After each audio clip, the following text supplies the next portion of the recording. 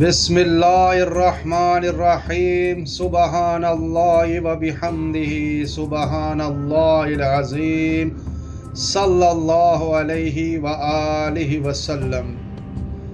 نبی کریم صلی اللہ علیہ وآلہ وسلم کی لاڈلی بیٹی حضرت فاطمہ زہرا رضی اللہ عنہا، جنہیں خاتون جنت کا اعزاز حاصل ہے، ان کا نکاح کس سے ہو اور کب ہو، یہ فیصلہ خود نبی کریم نے وحی اللہ کی روشنی میں کیا۔ بڑے بڑے صحابہ جیسے حضرت ابوبکر صدیق رضی اللہ عنہ اور حضرت عمر فاروق رضی اللہ عنہ نے فاطمہ رضی اللہ عنہا کا ہاتھ مانگا، مگر نبی کریم نے ہر بار یہی جواب دیا، میں اللہ کے حکم کا منتظر ہوں۔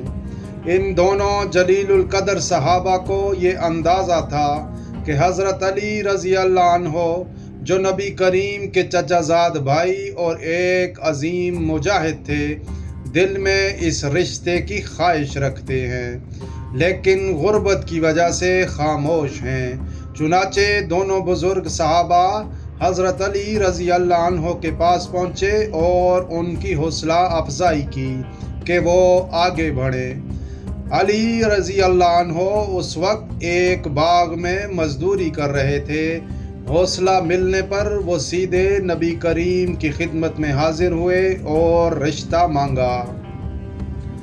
نبی کریم مسکرائے اور فرمایا، تمہارے پاس مہر کے لیے کیا ہے؟ علی رضی اللہ عنہ نے عرض کیا، میرے پاس ایک گھوڑا ہے اور ایک زرہ۔ آپ نے فرمایا، زرہ فروخت کر دو اور جو رقم حاصل ہو لے کر میرے پاس آؤ۔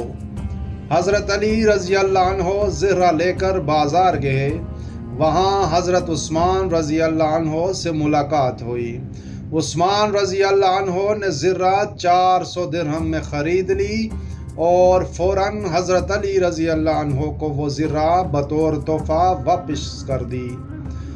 علی رضی اللہ عنہ یہ رقم لے کر نبی کریم کی خدمت میں حاضر ہوئے۔ نبی کریم نے وہ رقم حضرت ابوبکر صدیق رضی اللہ عنہ کو دی اور فرمایا کہ اس سے فاطمہ رضی اللہ عنہا کے لیے گھریلو ضروری اشیاء خریدی جائیں۔ جب سارا سامان تیار ہو گیا تو نبی کریم نے خود نکاح پڑھایا۔ اس نکاح کا اعلان مسجد نبوی میں ہوا، جہاں مہاجرین و انصار کی بڑی تعداد موجود تھی۔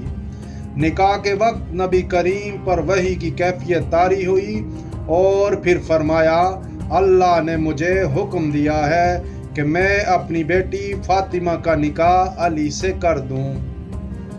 یوں یہ پاکیزہ رشتہ جو آسمانوں پر طے پایا، زمین پر ادا ہو گیا۔ ایک ایسا نکاح جس کی گواہی خود اللہ تعالیٰ نے دی۔